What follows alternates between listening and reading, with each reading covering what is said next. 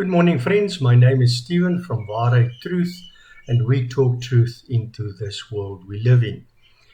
We're discussing today the concept of we reap what we sow on earth. So let us have a look at it and what are the implications. God Trinity created what he called the seed principle that governs the universe. That is, man reaps what he sows. Earth was made for man to live in, to grow, produce, and to prosper.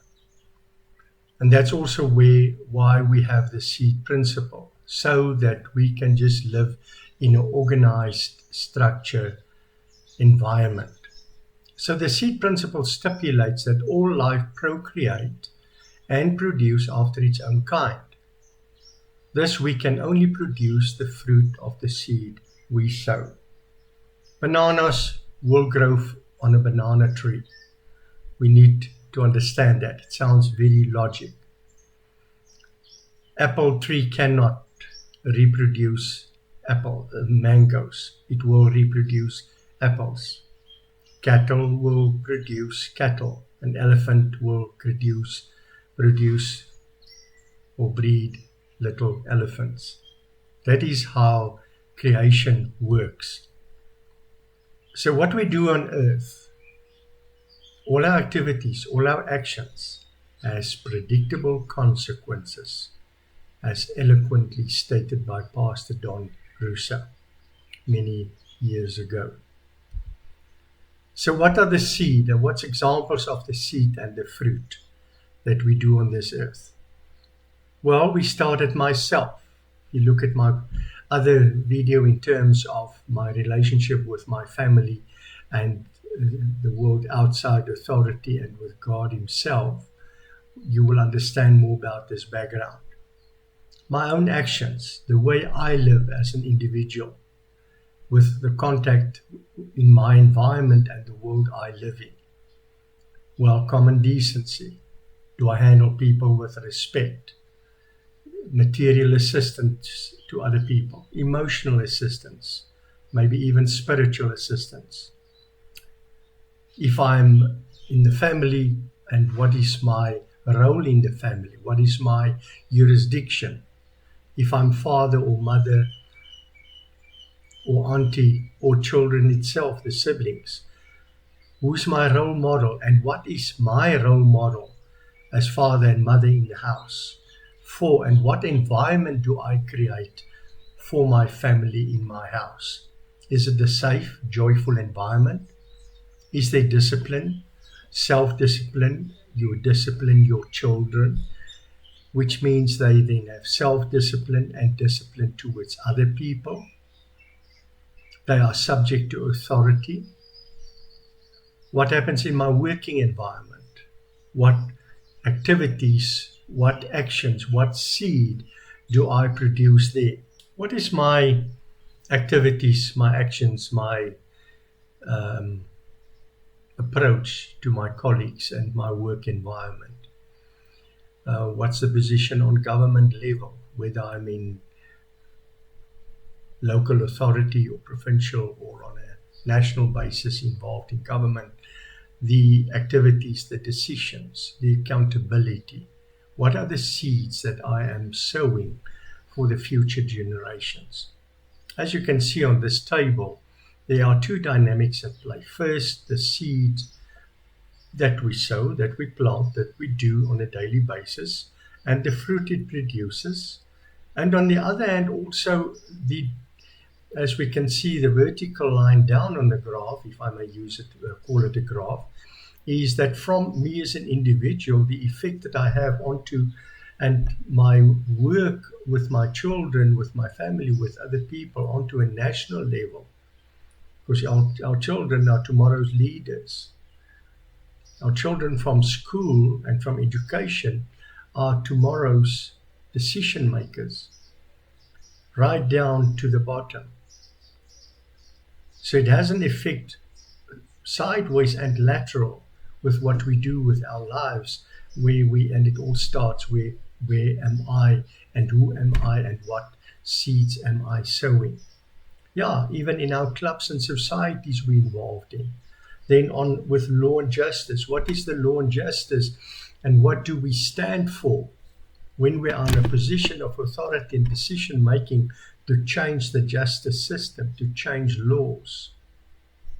If one thinks what's happening in the United States now and what's happening in Britain, and the rights and the obligations of the state and victims and the um, the crooks, what rights they have and should they have so many rights? How is that distorting righteousness? How is that distorting justice for the right?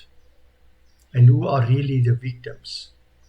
Asset stewardship. In other words, are we looking after our assets, after our houses, after our countries, after the earth? So as we can see, there's on all levels and a multitude of activities that all have the fruit that we then create people, and we mentor people to be respectful, to have self-respect, respect against towards other people, confidence, self-confidence. We develop people and our children to be the best they can be. An atmosphere of stability in the home, in society, in schools, in our employment, in our clubs and societies, in our governments. We have an environment and economy of wealth and no poverty, no unemployment. We have peace, we have law and order, because there is no crime. Crime is dealt with viciously, as it should be, on whatever level it is. So we have strong economic growth. We increase long life expectancy. And look at the effect even on earth, a fruitful, attractive earth. Attractive, I mean it's clean. It's a great environment. And that means a stable, prosperous businesses, again, country, and also for the future generations. So we need to understand the concept of we sow and then we reap. So what is my jurisdictions? As we discussed, it starts where I am and who I am, and then my role in the family. And then, yes, and what is my influence on people around me and in my family? Then an official capacity, if I go that route to work that in that type of environment where I'm called for into local government, what's the effect on my community? Is there law and order? Are there service delivery? Do I do the best for the community, even on a national government level? What's the impact on my country? If I'm going to discuss a few examples, but if we look at Libya and Syria, what happened to them? What happened to Cuba? Absolutely failed states. And what happened to country where decisions and the seed that were sown are positive growth and are positive and good seed, if I may put it that way. So in other words, whatever it is, at what level of jurisdiction I operate in, it has an effect on everything, from the individual up to national and even international. It can have an effect into the future generations. So what future am I building for my children's children?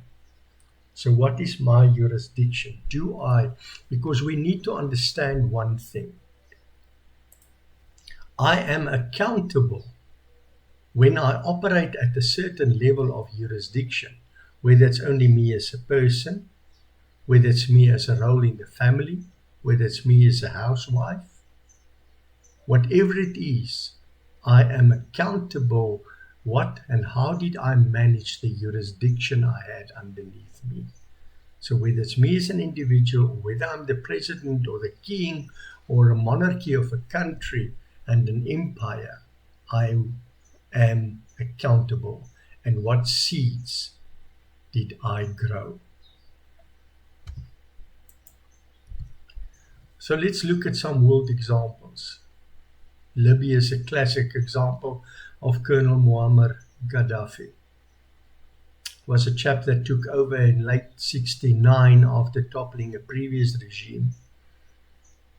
And he reformed the country, did great work. He built agriculture, he nationalized oil production and increased GDP and wealth of the people in the country. He did a lot of good work. And then he went socialism. He even improved the education system. Literacy increased multifold. So Libya was really doing very well in its own environment and its own world it was living in and it operated in. And then he started to sow in the wrong direction, developed into an absolute dictatorship. And that normally means, like in his case, no education, no mentorship of juniors, as I call it, and people that could succeed him. There was no succession strategies and development of people to take over, to think long term and think, what about my people? What is my jurisdiction and responsibility towards my country? He started to fund international terror and terrorist organizations. One think of Pan Am Flight 103 that fell in Lockerbie, Scotland.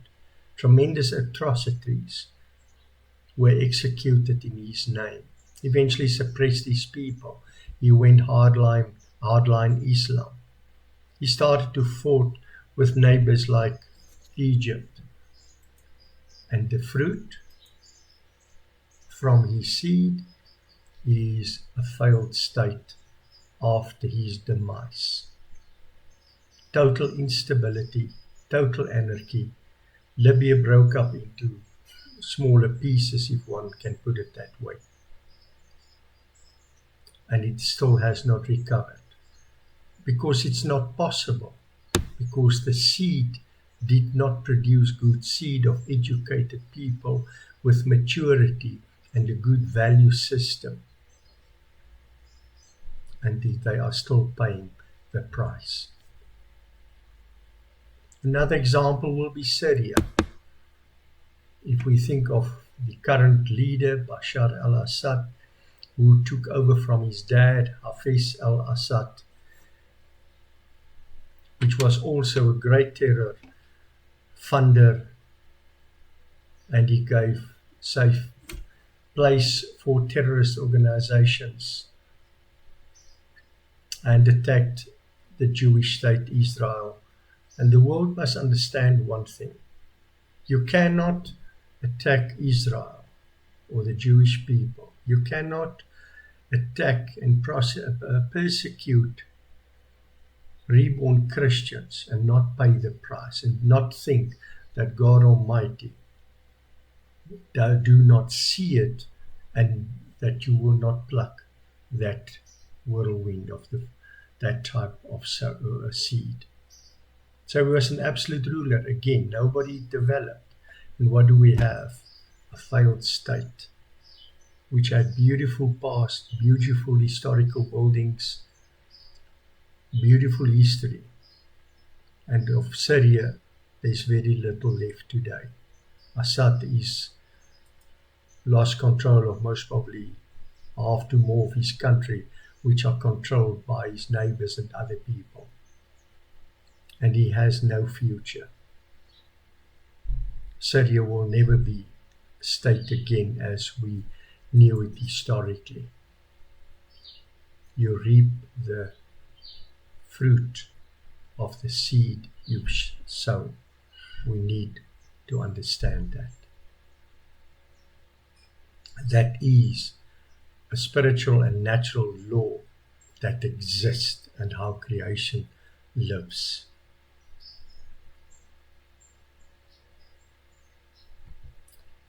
Let's look at the other side of the spectrum. Just two examples, South Korea and Brazil. South Korea was absolutely a bankrupt country and bombed back into the Middle Ages after the 50s war. And they stood up there and they became one of the largest economies in the world. the GDP income massively increased. Industrialized country, electronics, shipbuilding, vehicles. And the other example is Brazil. Great aviation manufacturing facilities and industrialized nation. Great agriculture because they've sown the right seed. We need to understand how that works. We need to understand one thing on this earth. We cannot keep on sowing the unmentionable filth and human agendas and think God will not unleash His absolute wrath on this world of pedophilia, human trafficking, slavery, blasphemy, abominations of all sorts, governments that have no accountability. People and countries live like there is no tomorrow. We need to understand humankind will reap the whirlwind. The whole discussion and issue around climate change and the green solutions, which are all total nonsense. God is talking to the world and also through nature and warning them, and who is listening. So what are the solutions? We need to understand Father loves us with a boundless love. He set structures and boundaries in place to protect us, to have a good, peaceful life on this earth.